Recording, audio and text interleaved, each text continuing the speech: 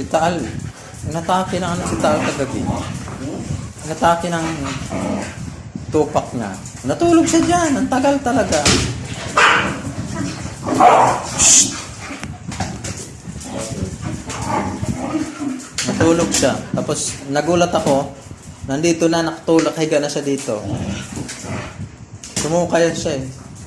Sumuka. Kanin kunti.